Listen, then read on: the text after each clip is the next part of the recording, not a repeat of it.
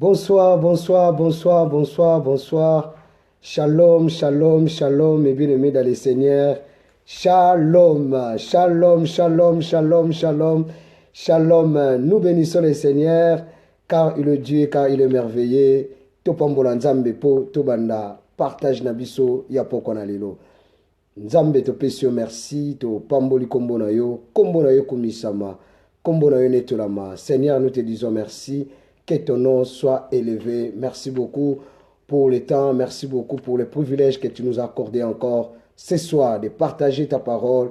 Sois avec nous, cher Saint-Esprit. Que le nom de Jésus-Christ soit élevé à jamais au nom puissant de Jésus. C'est ainsi que nous avons ainsi prié. Amen, amen, amen, amen, amen. Bonsoir, bonsoir, bonsoir à tout le monde. Nous disons bonsoir à tout le monde. Que le bon Dieu vous bénisse. Nous disons bonsoir et nous saluons tout le monde. Dizemos muitos boa noite, boa noite. Boa noite a todos. Que Deus vos abençoe. Boa noite, boa noite. Ilta Iva. Moi. Buonasera, buonasera, buonasera. Grazie. Topamboli nzambe pe tokumisi nzambe njambo sana. La bonté de l'Éternel. Viva Jésus. Pe toye koloba lisusu toye kopesa mbote tolobi ruyenavant ideren ruyenavant pe tolobi lisusu pe topamboli bandeko nyonso na misika place bazali toye koloba good evening everybody, good evening, let God bless you, let God bless you. We are here to worship God. Topesi mbote pe topamboli nzambe tobosani te bandeko na biso kuna kote mosusu bazali tolobi kako se dobreveche pe toye kopesa mbote na bandeko nyonso topamboli nzambe ndeko na ngai yebisa ndeko nyonso ekoki moma na biso ya parole. Aujourd'hui c'est notre jour de la parole. Lelo toza na troisième partie na biso ya notre Père qui est aux cieux.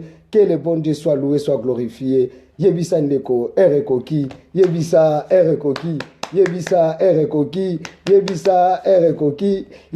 ekoki, nzambe a pambola biso. Que le bon Dieu vous bénisse. Je suis ravi de vous revoir encore et d'être parmi vous. Que le bon Dieu soit loué, soit glorifié pour la grâce, pour le privilège que le Seigneur Dieu nous a fait et nous a accordé encore de se retrouver ensemble avec vous afin que nous partageons la parole du Seigneur. Que le bon Dieu vraiment vous bénisse.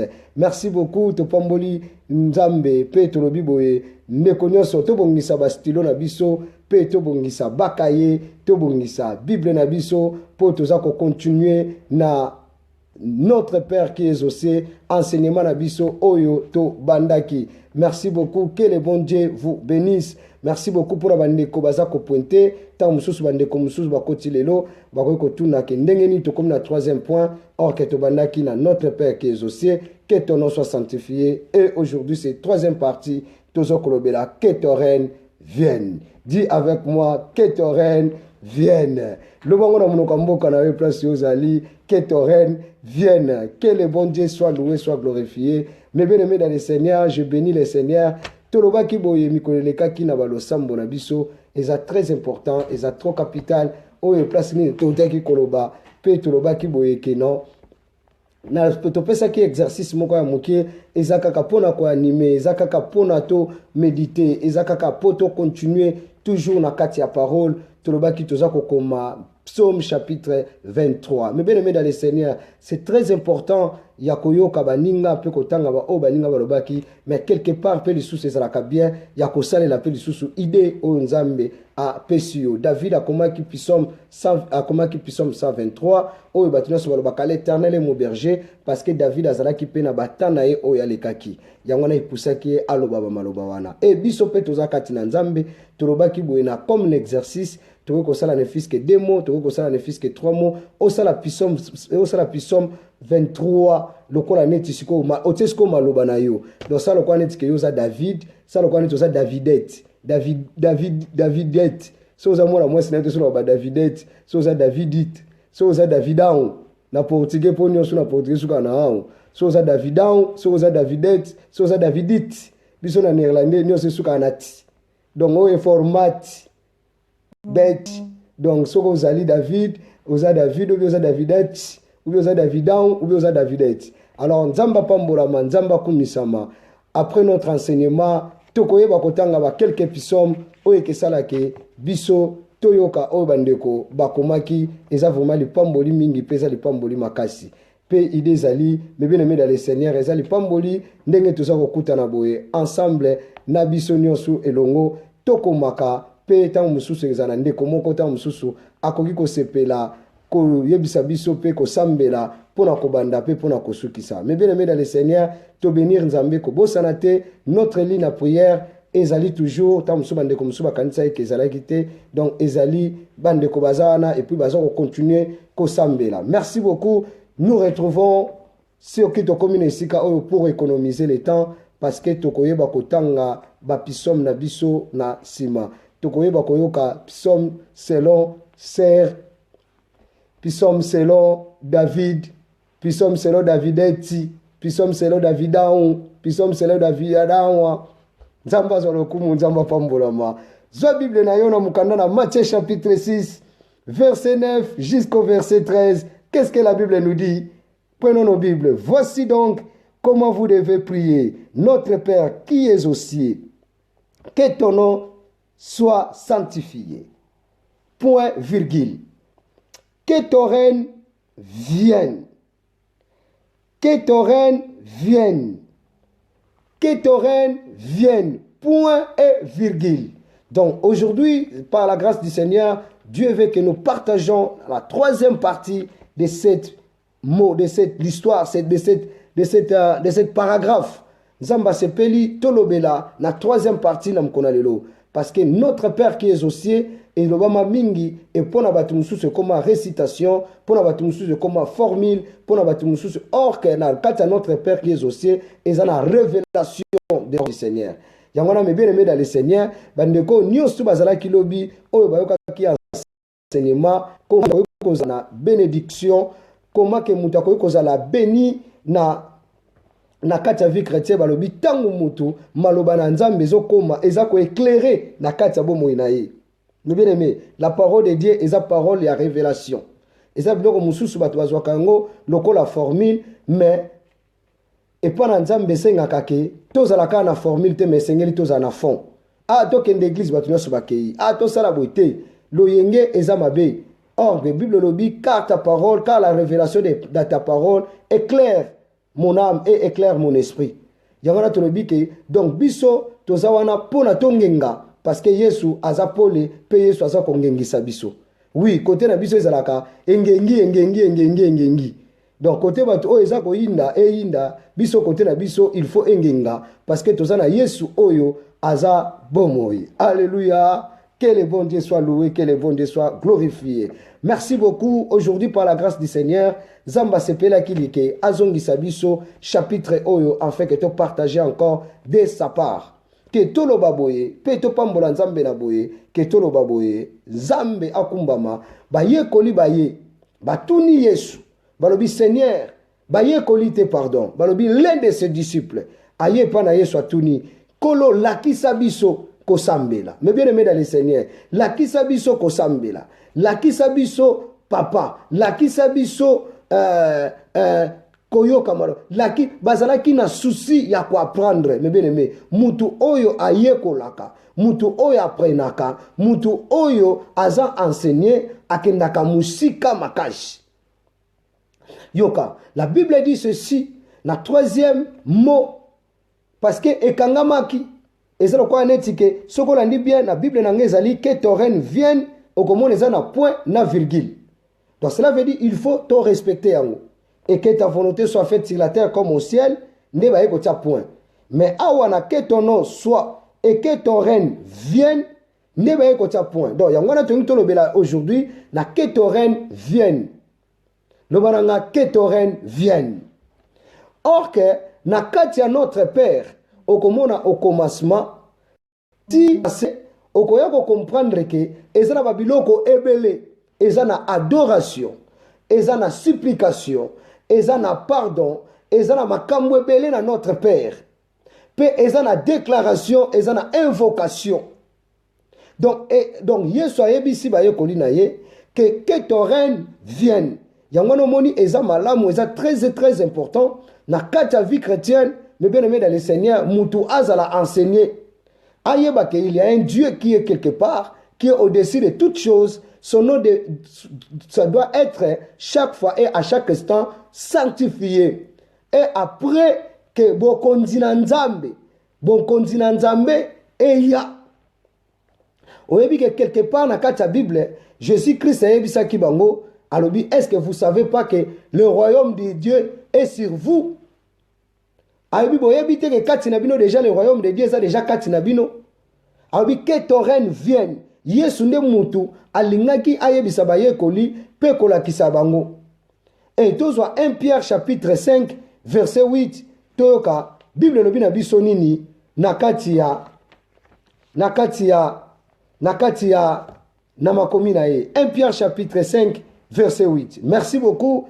Oh, merci beaucoup. La Bible dit ceci: de même, vous êtes jeunes, soyez soumis aux anciens, et tous dans les rapports, dans la mutuelle, revêtez-vous d'humilité, car Dieu résiste des orgueilleux, il fait grâce aux humbles. Car Dieu résiste aux orgueilleux, mais il fait grâce aux humbles. Tozwa sikoyo 1 Pierre chapitre 5 verset 7. Kaka na chapitre wana tozwa sikoyo 7 nango. Totanga 7. Le pourquoi? Merci beaucoup. Le pourquoi? Parce que Dieu, il savait ayebaki le pourquoi que peuple esengeli ezala humilié et peuple esengeli bazala na humilité. Le pourquoi? Parce que lorsque quelqu'un aza ko se soumettre pa na Nzambe, ne kembo na Nzambe, grâce na Nzambe ekomonisama na kati ya batu wana. Alobi même vous, or que kembo na Nzambe ko kitate soki batu bazaba orgueilleux. Mais bien aimé dans le Seigneur, bonzambe ko kitate soki batu bazaba orgueilleuse. Oui, mais bien aimé dans le Seigneur, que Dieu soit loué. Or que na 1 Pierre chapitre 5 verset 7, Bible lobi na biso nini. C'est là to confirmer la parole. Oh, la Bible est ici biso na 1 Pierre chapitre 5 verset 7.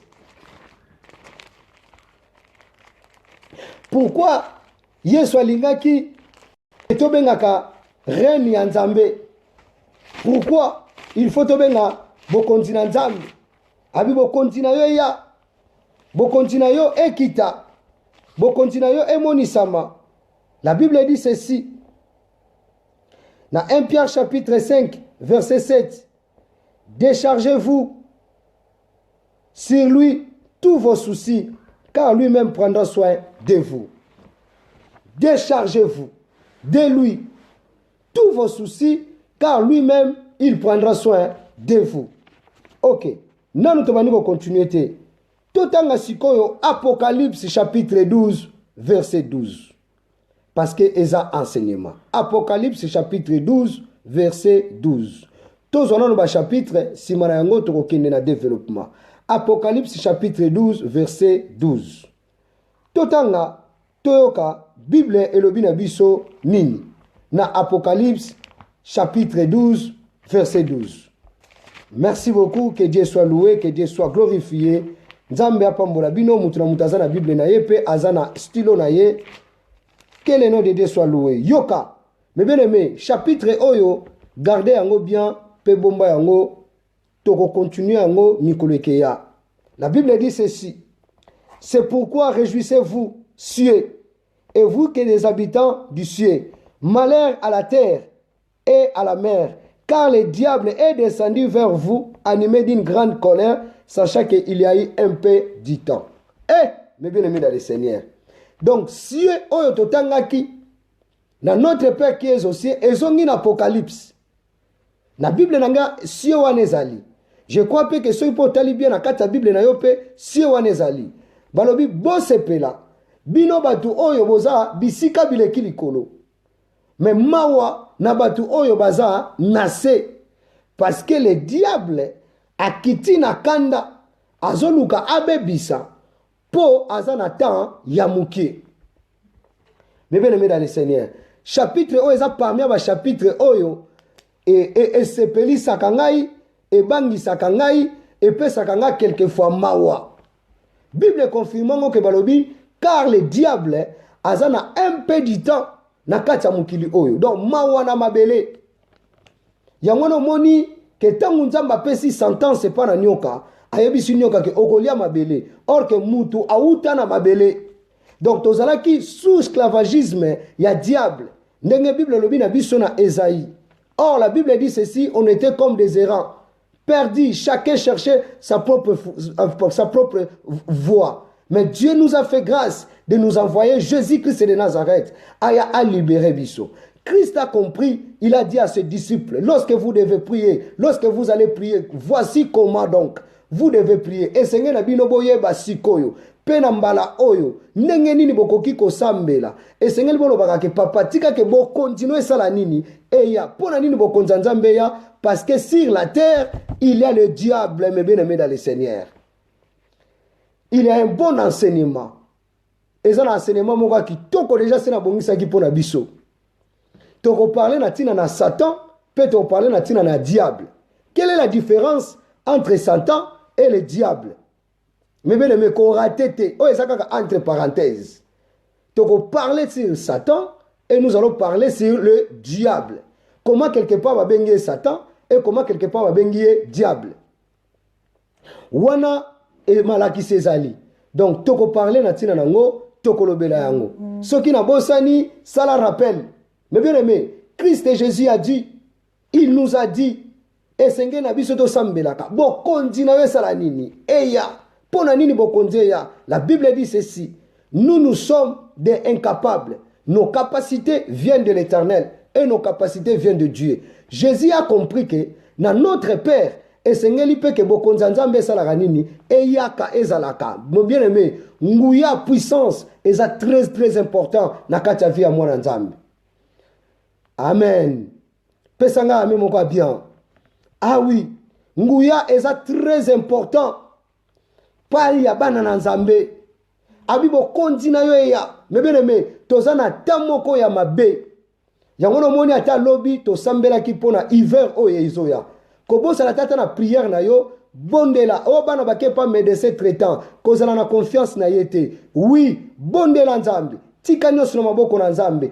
Kamba makpa na nzambe yebisa Seigneur makila moto na kati ya hiver oyo puissance moko te épidémie ni ya malade ebeta libota na yo batu bakomi na décembre et souvent en Afrique que les gens meurent en Afrique au mois de décembre. Prie pour ta famille, je te dis et je te assure, la Bible dit ceci dans le livre de l'Apocalypse, il y a un diable qui est descendu avec la colère. Or selon Jean chapitre 10 verset 10, la Bible dit ceci, l'ennemi vient que pour moyinya kaka pona koboma kobebisa totambulaka na satana zana kata mukili oyo mutu moko te akosa yo yango no moni na enseignement wana kolinga ko raté yango te parce que kezwa biso temps oto ko parler na tina na Satan et le diable. Tozwa Ephésiens chapitre 3 verset 1 à 3. Merci beaucoup, que Dieu vous bénisse. Ephésiens chapitre 3, verset 1 à 3. La Bible dit ceci. Paul prisonnier qui est en de Christ. Ayebaki koluka pe kosenga ngolu na nzambe. Mais bien aimé, kosenga kembo na nzambe. Yoka, Yesu alobi esengeli na bino bolo baka que ton règne vienne. Donc avant mutu asenga volonté ya nzambe. Avant mutu asenga biloko epa na nzambe esengelo kitisaka nanu bunzambe esengelo kitisaka nanu bokonzi na nzambe yaka na vi na yo mebene meda le Seigneur yango komona mutu mususu ndenga aza wana na vi aza pepele petrangol na petrangol donc pepele na pepele aza pepele aza léger. Il faut qu'il y ait la puissance. Il faut l'ingaka puissant, ozalaka puissante. Kolingaka kozalaka lembele te. Majololo te. Tralala te. Yesu abi esengeli bosengaka que ton règne vienne. Reine nzambe za nini. Donc bo kondi na yo esala nini nzambe ekita.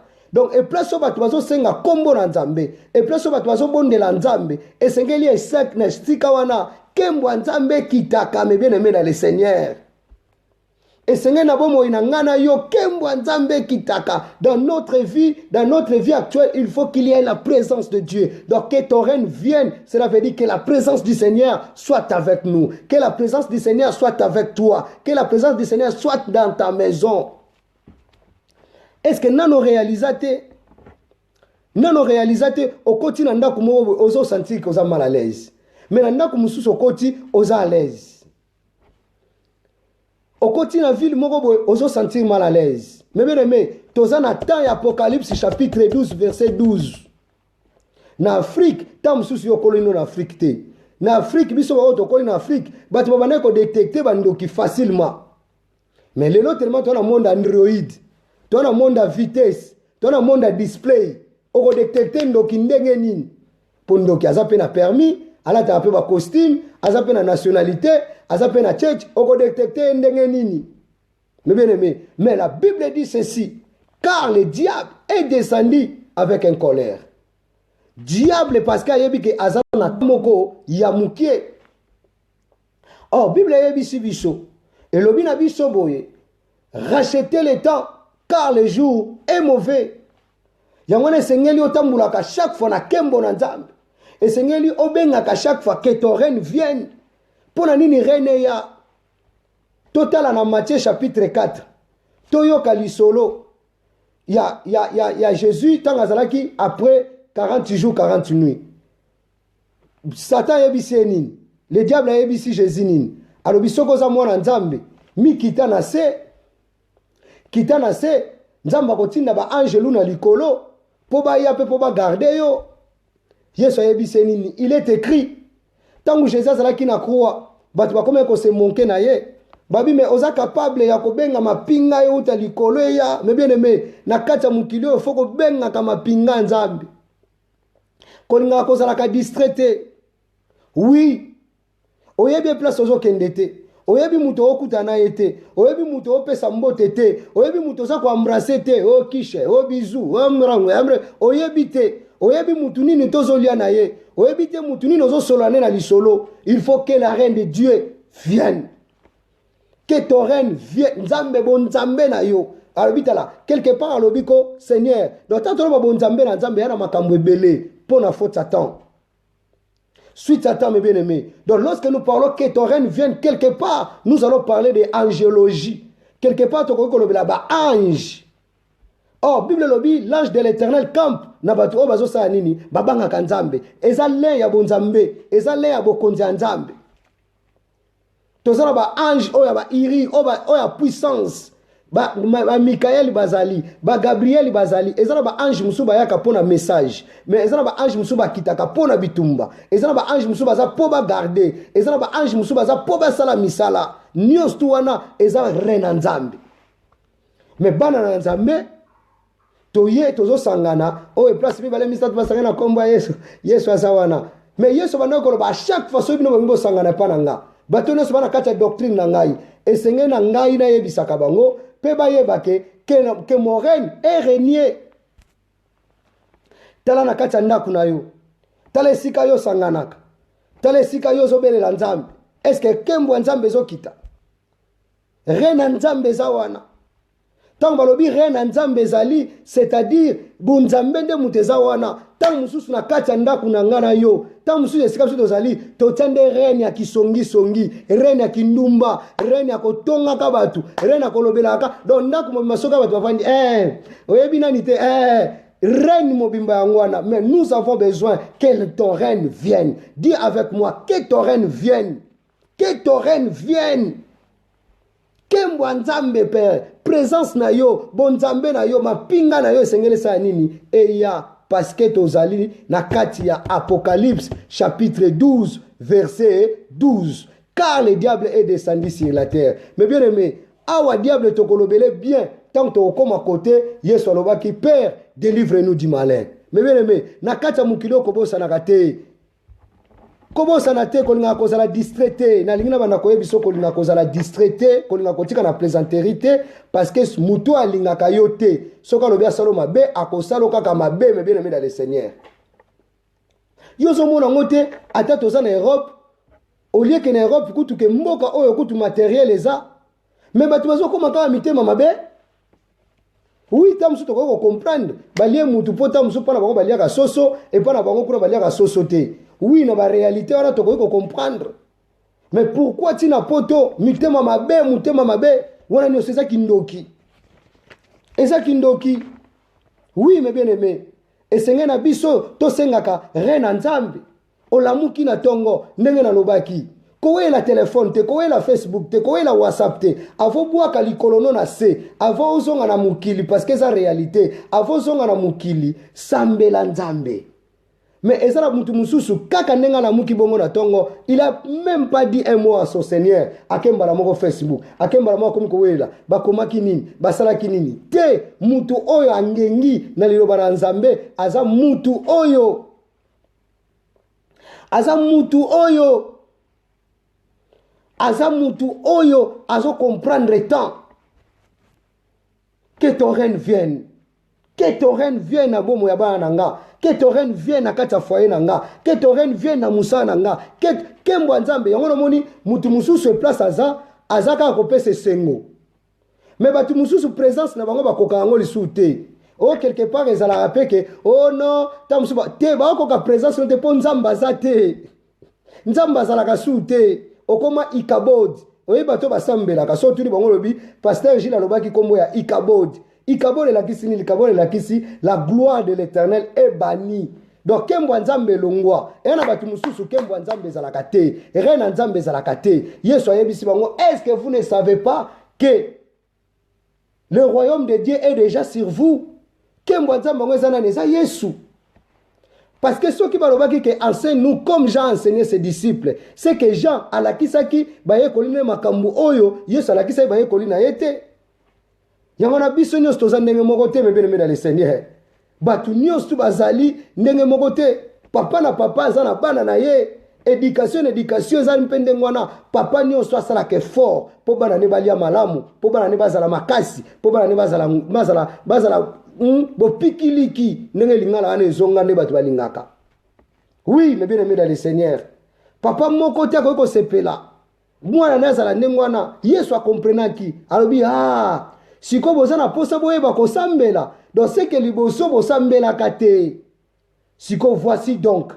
Tant que tozo reconnaître ezala nzambe moko za bisika bileki likolo. Tozo sanctifier kombo na ye et comme na moment o esko to senga kembo na ye. Mais bien aimé, si vous avez na kembo nzambe, otambula pepele. Otambula pepele, combien de personnes vont même si je marche à la vallée de la l'ombre de la mort, je crains que oh, yo ebi makambu David atambula kana nzambe. Parce que chaque fois que senga mapinga na nzambe, oyebi na fête se place ozo kendete. Batuna batunde bazawana, ba misusu babongisi ba okene bitumba. Ba misusu babongisi ba okene koswana.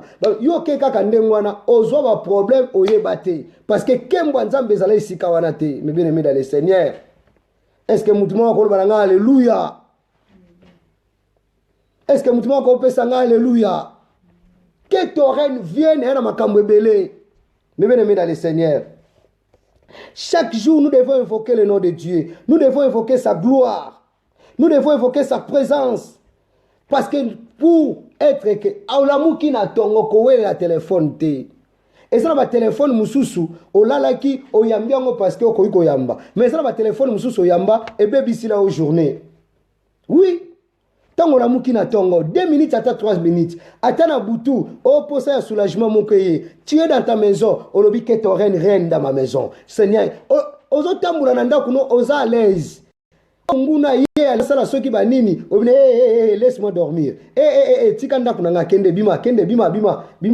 Obengani na pepele na malembe nyoso. Mutu aza na présence en Nzambe bien-aimé dans le Seigneur. Yangona moi j'aime l'onction parce que la Bible dit ceci, l'onction brise les jungles. L'onction brise aka. Mutu atambula kana présence en Nzambe, amemaka joie, amemaka la réconciliation, amemaka la paix et l'ongine chaque fois la rayonner. Oui. Oui, mais bien aimé dans le Seigneur. eza nango rabote te, eza nango mascara te, oyo ko forcer, eza nango soki karola te, présence ya Nzambe kaka ezala, mes bien-aimés, ba omona makambo na bango. Ah oui, un roi amonaka basi ebele na ba façon tout, mais mukolo wana tanga mona Esther, bien-aimé dans le Seigneur, roi zwa ki pelekese. Ezala ngolu, ezala kembo na Nzambe. Dans nos églises, dans nos ministères, et Seigneur n'a vu ce que ton règne vienne. Que ton règne vienne. Oui, et place puissance en Nzambe Zali. Mais bien aimé dans le Seigneur, Nzamba est capable. Il y a qu'à détecter. Misalamabe. Ce qui est place Kembo en Nzambe Zali. Mais bien aimé dans le Seigneur. Misalamabe Kebima. Paul a salakinini. Va comprendre que Paul a yé kokuta baninga na moto. Paul a lobi non. Ngana koye kotika bino pe boita. Ngai pena zwa koni na ngana sala nini. Na bakisa na moto. Mais bien aimé. Quelque part, c'est bonne idée.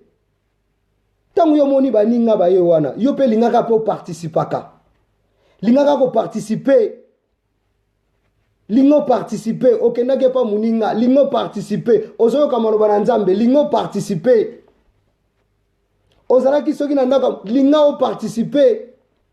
Paul pas participer. Le non, nga pende na zaboye. Na ye pe na koni nanga. Eza lokola neti keta mususu ke bokolo bakake a pasteur nzamba pambola yo nga pe nazo pambola ma me bele mena le Seigneur nga na bino tozana poto yo kola maloba na Nzambe nga na l'équipe bino ne lokota est-ce que bino nyo sonde boza wana ka nga mtra l'équipe bino non ta mususu o nga na zolo banzamba zo peso sur de inspiration mususu me bele mena le Seigneur Paul tanga ye atie koni na ye or que place moto wana ezalaki nyoka bimi. Mais bien aimé dans le Seigneur. Aya a suivi Paul. Alléluia. A suivi Paul. Akanisi kendenga suivi Paul bongo Paul okufa. Yoka batu. Bato bazala ki na moto. Bato bazala ka na église. Bato ba kekekekekekeke. Bato ba bongisa ba salle. Bato ba protocole. Bato ba intercesseur. Bato ba alléluia amen. Bato wana kaka ba niko lobela Paul mabe.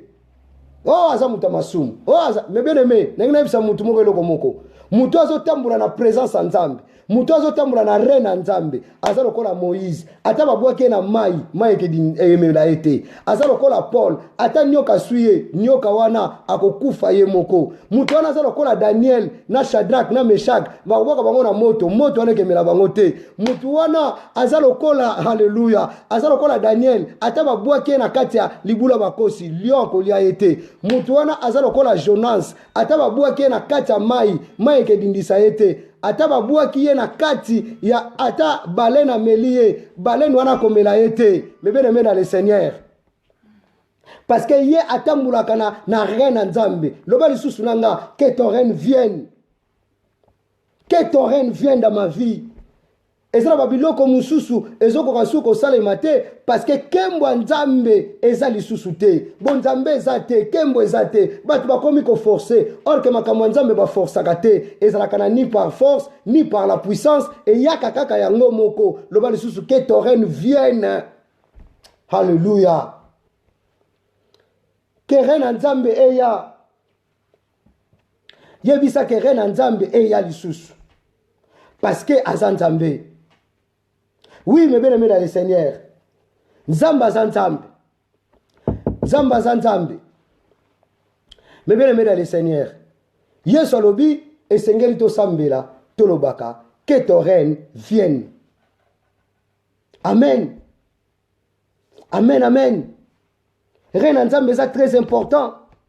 Alobi bokeba que le diable azana kata mukilo azana kanda mebeleme tala bato nyonso balingaka yo te osala bango nini yo sala bango pena nini elo ndina mabe oyo yo sala bango osala bango nini yo mozo tuna pena ke na sala nini me bato bakomaka na kanda na yo mebeleme oyebi po osala lisusu lo musu te yo belaka kembo Nzambe.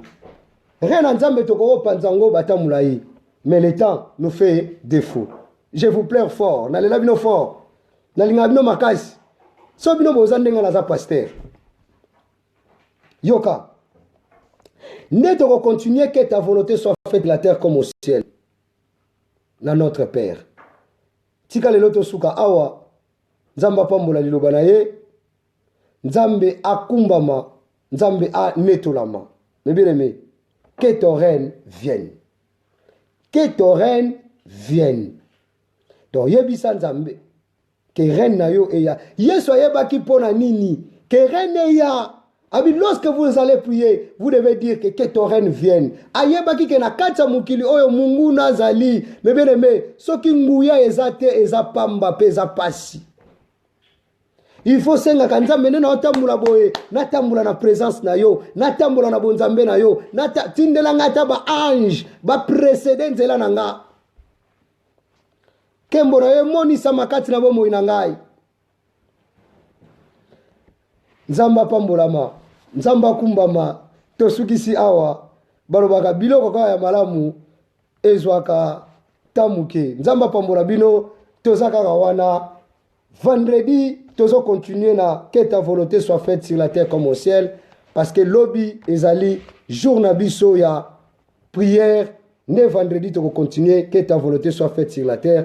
Ba enseignement ezebele oyo tokoyeba koyokola. Nandeko nyonso aza na question, aza na sujet ko hésiter te, ko tindela biso message na inbox. Alors, nako sepela lelo na mukolo na biso ya lelo, kaka pona lelo, soki tanto okoma na suka, ne fils kata ndeko moko akokumisa Nzambe ata par écrire, akokanga losambo na biso na nini oyo. Toleka na ba psaume, lelo totanga ata 3 psaumes, psaume 23.